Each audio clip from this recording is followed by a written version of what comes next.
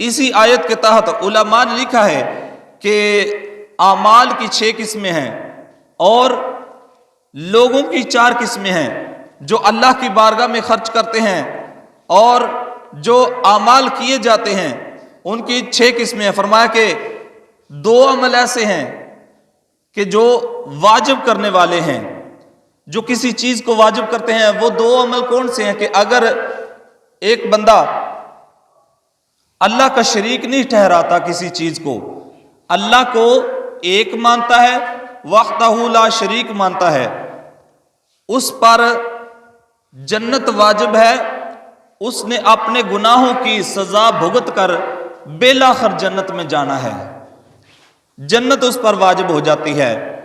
اور جو اللہ کے ساتھ کسی دوسرے کو شریک ٹھہرائے، اللہ کو ایک نہ مانے، کسی اور کو بھی اللہ کے ساتھ شریک کرے، کسی اور کی عبادت کرے، اس پر دوزخ واجب ہو جاتی ہے۔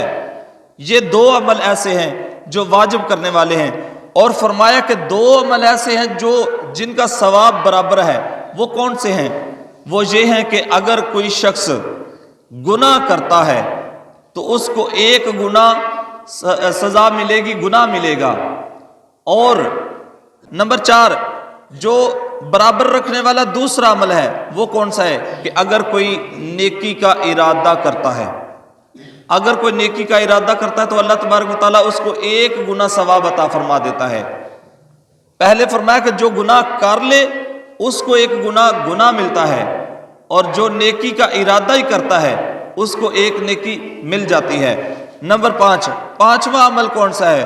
فرمایا کہ جو نیکی کر لیتا ہے، پہلے تو تھا نا جو نیکی کا ارادہ کرتا ہے اس کو 1 گناہ ثواب مل جاتا ہے، آگے فرمایا کہ جو نیکی کر لیتا ہے اللہ تبارک و تعالیٰ اس کو 10 گنا ثواب عطا فرماتا ہے۔ نیکی 1 کی ہے لیکن 10 نیکیوں کا ثواب مل گیا ہے۔ اور ساتھ ہی فرمایا نمبر 6 چھٹا عمل یہ ہے کہ جو اللہ کی بارگاہ میں خرچ کرتا ہے، جو اللہ کی بارگاہ میں مال و دولت خرچ کرتا ہے اس کو اللہ تبارک و تعالیٰ 700 گنا ثواب عطا فرماتا ہے۔ اور اس لحاظ سے لوگوں کی فرمایا کہ 4 قسمیں ہیں، وہ کون سے ہیں؟ نمبر 1 وہ لوگ جو دنیا میں بھی امیر ہیں اور آخرت میں بھی امیر ہیں، اس کی میں وضاحت کرتا ہوں۔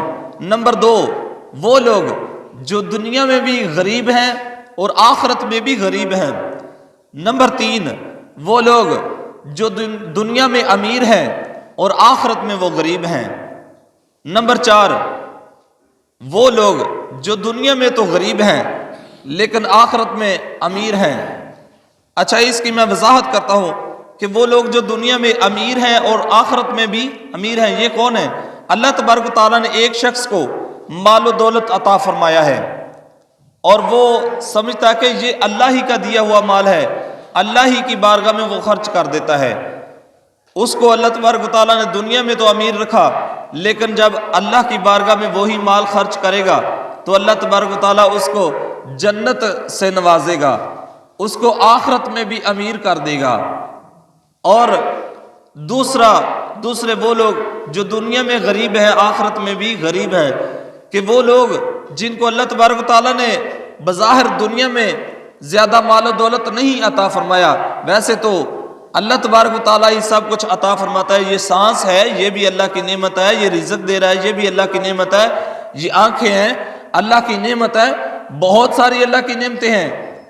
تو پھر فرمایا کہ جس کو بظاہر زیادہ مال و دولت نہیں عطا فرمایا، غریب ہے اور وہ ساتھ ساتھ عمل بھی برے کرتا ہے، ایسا بدقسمت ہے کہ اس کو اللہ تبارک و تعالیٰ نے مال و دولت بھی نہیں عطا فرمایا کہ جو اللہ کی بارگاہ میں خرچ کر سکے، اور ساتھ ساتھ وہ عمل بھی نہیں کرتا، نماز نہیں پڑھتا، وہ روزے نہیں رکھتا، وہ رمضان المبارک کا ادب نہیں کرتا، حقوق اللہ کو ادا نہیں کرتا، حقوق العباد کا خیال نہیں کرتا، تو اللہ اس کی آخرت کو بھی برباد کر دیتا ہے۔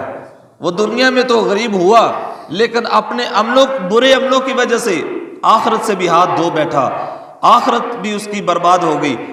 تیسرا شخص وہ جو دنیا میں تو امیر ہے لیکن آخرت میں غریب ہے، وہ کون ہے؟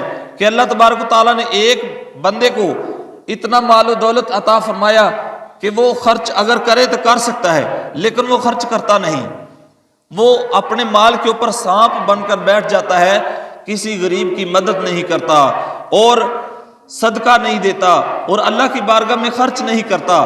جب دعوت دی جائے تو آگے سے وہ کہتا ہے کہ یہ میں نے بڑی محنت سے مال کمایا ہے، میں کیوں غریبوں کو دوں، کیوں مانگنے والوں کو دوں، وہ نہیں خرچ کرتا۔ دنیا میں تو امیر ہے لیکن اس کی آخرت برباد ہو گئی، وہ آخرت میں غریب ہے۔ اور آخری چوتھا وہ شخص جو دنیا میں تو غریب ہے لیکن آخرت کے اندر امیر ہے، وہ کون ہے؟ کہ بظاہر اس کو دنیا میں اتنا مال و دولت نہیں ملا، لیکن اس نے سوچا کہ مال و دولت تو میرے پاس ہے نہیں، لیکن کیوں نہ میں اخلاق اپنا اچھا کر لوں، کیوں نہ میں نمازیں پڑھ کے آخرت بہتر کر لوں، کیوں نہ میں روزے رکھ کے آخرت کو بہتر کر لوں، اپنے ماں باپ کی خدمت کر کے آخرت کو بہتر کر لوں۔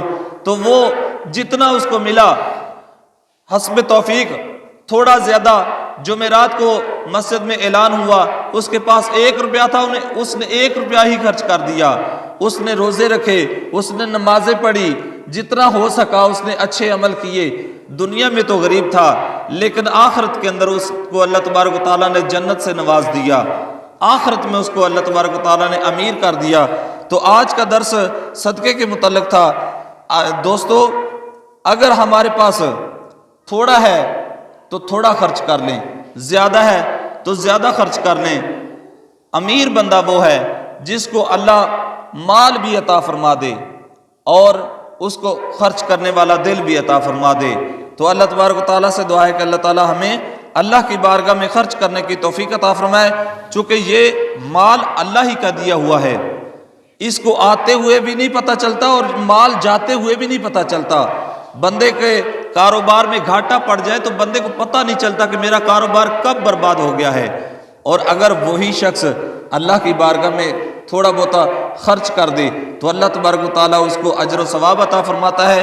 اور اس کے ساتھ ہی آخر میں یہ کہوں گا کہ صدقہ فطرانہ یہ واجب ہے دینا، اور یہ ہے کیا چیز؟ یہ ہمارے جو ہم جھوٹ بولتے ہیں، غیبت کر لیتے ہیں، کسی کی بدخوئی کر دیتے ہیں، کسی کے بارے میں برے الفاظ گالی گلوچ کر لیا، جھوٹ بول دیا، تو ان چیزوں کا کفارہ ہوتا ہے یہ فطرانہ۔ اور یہ علماء نے فرمایا کہ عید کے بعد بھی دے دے تو یہ ادا ہو جاتا ہے، لیکن جو پہلے ثواب ملنا ہے وہ نہیں ملنا، اور عید سے پہلے صدقہ فطر یعنی فطرانہ دینا ضروری ہے۔ اور جو عید سے پہلے بچہ پیدا ہوا اس بچے کا فطرانہ دینا بھی واجب ہے اور اس کے وارثوں پر واجب ہے۔ اگر نہ دیا تو اس بچے کو گناہ نہیں ہے، اس کے وارثوں کو، والدین کو، جو اس کے پرورش کرنے والے جو وارث ہے ان کو گناہ ہوگا اگر فطرانہ نہ دیں گے۔ تو 1 دن کا بھی بچہ ہو، 1 گھڑی کا بھی بچہ ہو، عید سے پہلے جو بچہ پیدا ہوا اس کا بھی فطرانہ واجب ہے۔ اور بہترین فطرانہ وہ ہے جو ابھی سے دیا جائے، چونکہ جو مستحق ہیں ان کے بھی بال بچے ہیں، وہ اپنے بچوں کا راشن عید کے لیے، سوٹ جوتی وغیرہ ان کے لیے انتظامات کر لیں۔ تو یہ ہم پر حق ہے، ان غریبوں کا حق ہے ہم پر، ہمیں چاہیے کہ آج سے ہی یہ فطرانہ ادا کر دیں۔ اور اس کے لیے جب مرکز سے پتہ چل جائے گا، 1-2 دن میں پتہ لگواتا ہوں کہ کتنا فطرانہ ہے، چونکہ یہ علماء نے مختلف چیزوں کے ریٹ رکھے ہوتے ہیں، کوئی گندم کا ریٹ رکھتا ہے، کوئی کھجور کا، اور کھجور کے اندر کئی قسمیں ہیں، کوئی مہنگی کھجور ہے، کوئی سستی کھجور ہے، اور کوئی کشمش یعنی سوگی کا ریٹ رکھتا ہے۔ تو اپنے علاقے کے مرکز سے جو صدقہ فطرانہ یعنی جتنا مقرر ہوگا اس کا اعلان کیا جائے گا، اگلے درس کے اندر انشاءاللہ العزیز اعلان کر دیں گے۔ اللہ تعالیٰ سے دعا ہے کہ اللہ تعالیٰ ہمیں ان مستحق غریبوں کا حق ادا کرنے کی توفیق عطا فرمائے۔ صدقہ فطر اللہ تبارک و تعالیٰ ہمیں دینے کی توفیق عطا فرمائے۔ وآخر دعوانا الحمدللہ۔